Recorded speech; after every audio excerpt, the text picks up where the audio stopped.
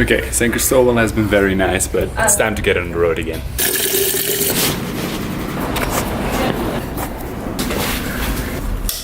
Okay, so today we're going all the way to Palenque. We're still in San Cristobal here, and I'd actually like to talk about a little bit safety about hitchhiking, because a lot of people have a lot of fears when it comes to hitchhiking. So I'll just give you my opinion and my rules on how I tackle it. But first we need to get out of San Cristobal here and find a good hitchhiking spot. Okay, so this is already a way better hitchhiking spot. Before I'm gonna start talking about these safety things, I want to say one thing.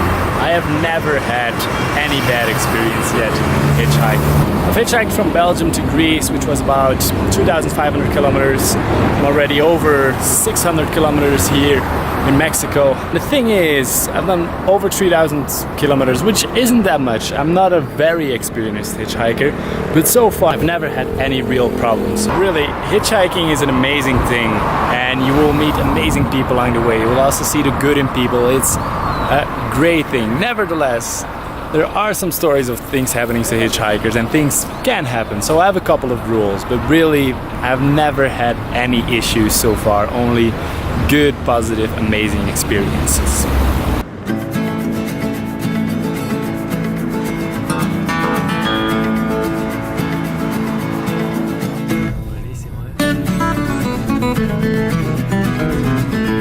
Rainy day today. First ride here. We're going to Rancho Nuevo. Muchas gracias.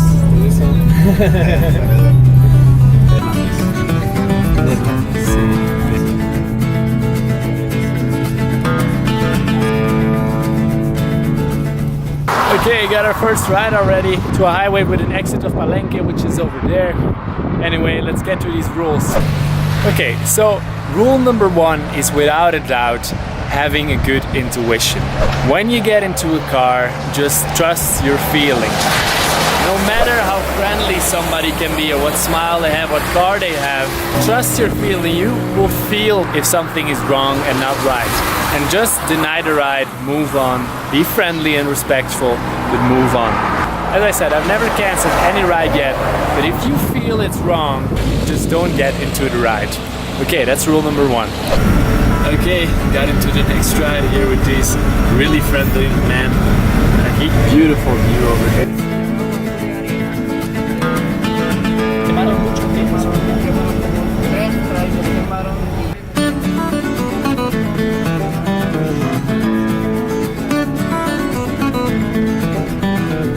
That was an amazing ride. I didn't even hitchhike, I was just walking to the spot, and these guys in the truck stopped for me and asked me whether they wanted to take me a little bit further. Super friendly guys. Anyway, on to rule number two. Okay, for the people for which intuition is a bit too vague, I also have some more practical tips. First of all, definitely very important if you want to be safer, hitchhike only during the day. I personally have only done one night hitchhike, and it was really okay, it was really cool, but in general, it's a way safer idea to hitchhike during the day. If you leave early, people are going to work, there aren't people out partying, there's way less drunk people that you will encounter.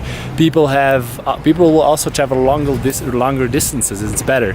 In general, during the day, people are more work-minded, they're more friendly, they're more awake as well. You don't want any drivers falling asleep. And everybody can see what's happening, so you feel way safer.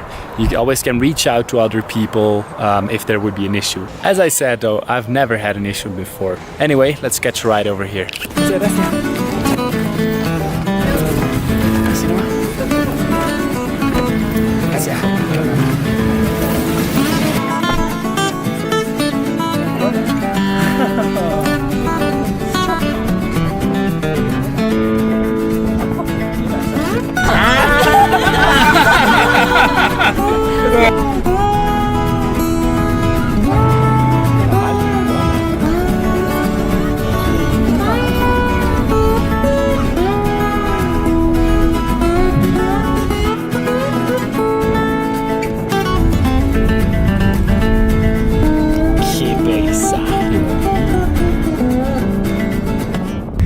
just passed by a stop of some indigenous people next to the main road, It appears that this happens quite often. They or are cleaning the highway or are just stopping you and asking some money to pass by their territories. In general, like in these situations, because there were a couple of Mexicans before that warned me that this would have been a dangerous region because of the indigenous people. I've met other ones in my last rides over here.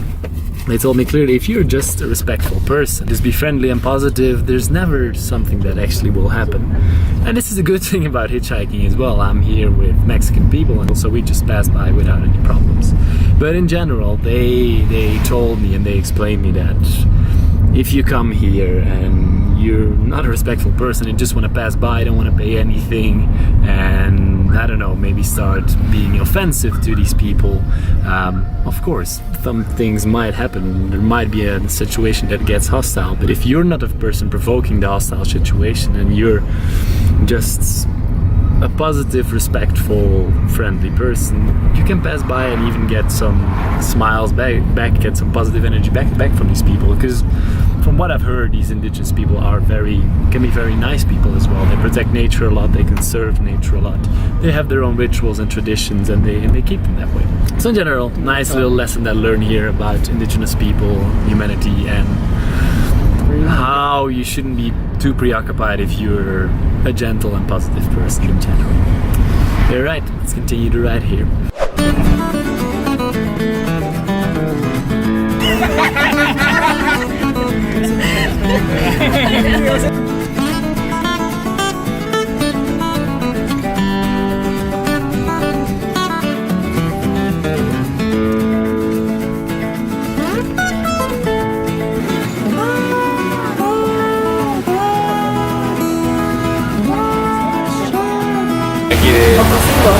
Eso es Cocosingo.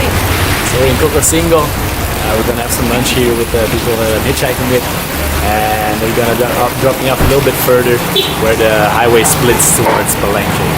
Views over here in Chiapas are amazing. There was a really winding mountain road, beautiful clouds everywhere. So the trip today has been amazing so far. Anyway, on to rule number 3.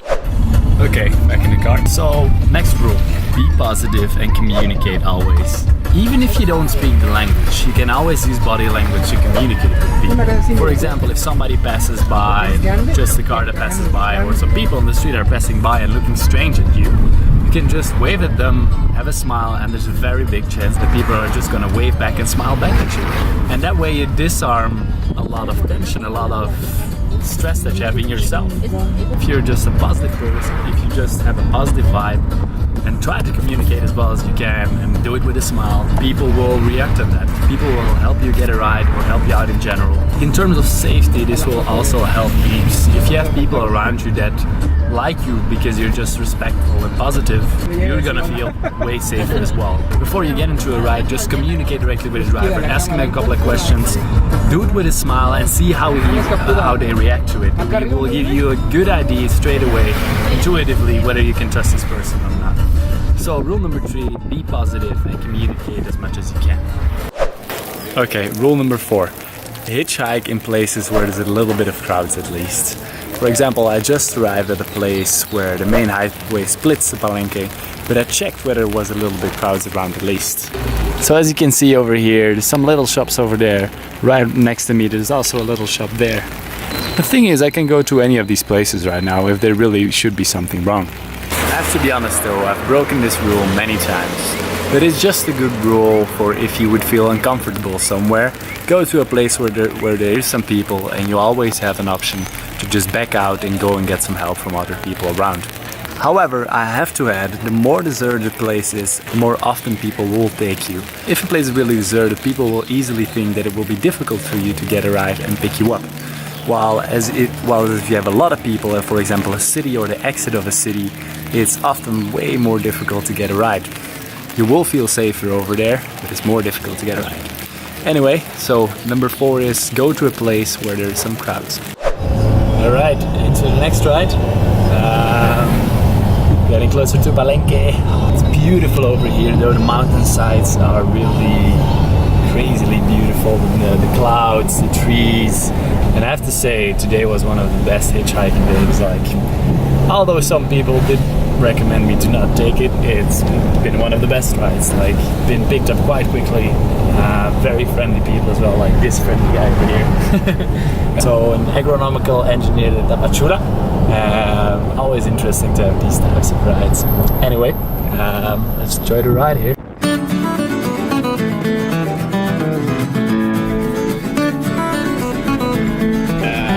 Viajadores que pasan para San Cristobal.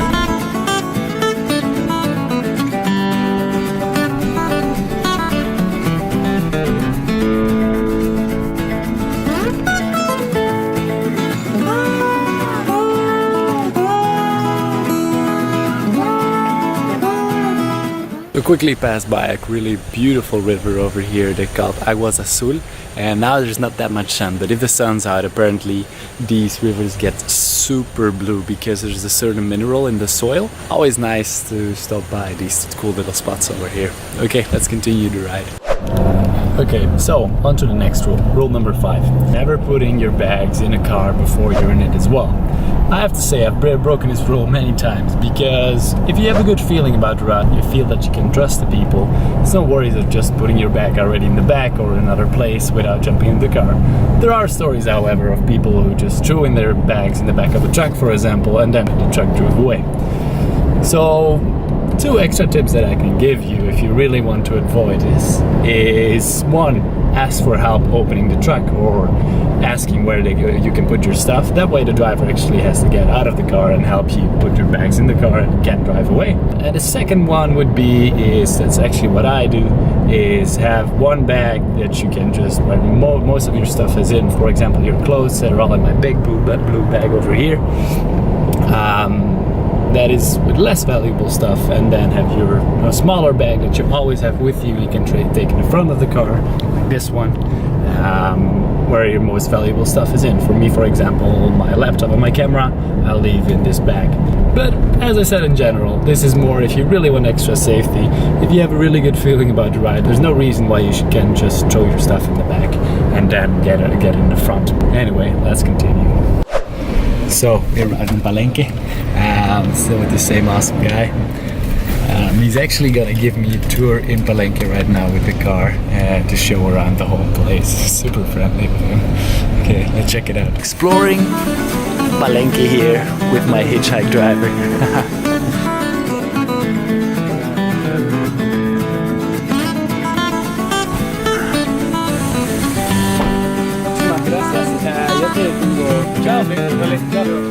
Okay, so we arrived in Palenque. Beautiful day today.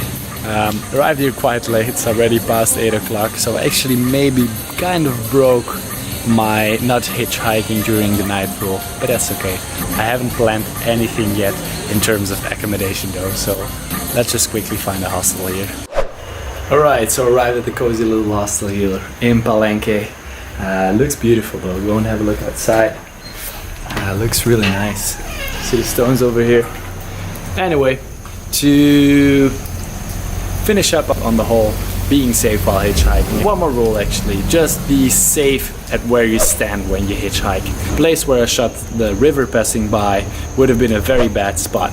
First of all, it was right after a corner. If people come right after a corner and they don't see you before, they cannot stop for you.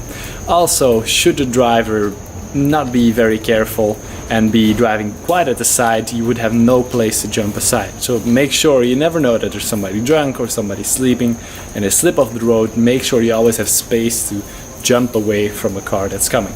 Make sure you're at a good spot having these rides.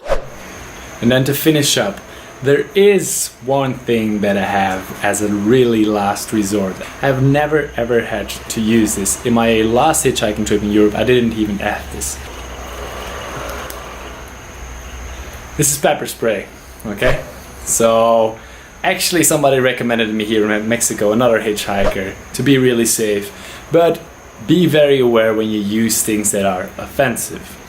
First of all, I've heard from many people on many sites, never carry a knife. Like this can be used against you, will never be in your favor. Pepper spray is really quick, it goes right into the eyes, it's not harmful in the long term, and the driver will certainly have to stop. But as I said, I would never even think that I would have a ride where I wouldn't have to use this. This is like really a last resort. because when you go offensive, know that people also can turn offensive against you. Always try to just be positive, communicate, and I'm sure you will have great rides, and you will see that people are not that bad. This is something I don't think I would ever use this hitchhiking, or will ever have to use hitchhiking. I hope I will never have to use it. Okay, one final side note here.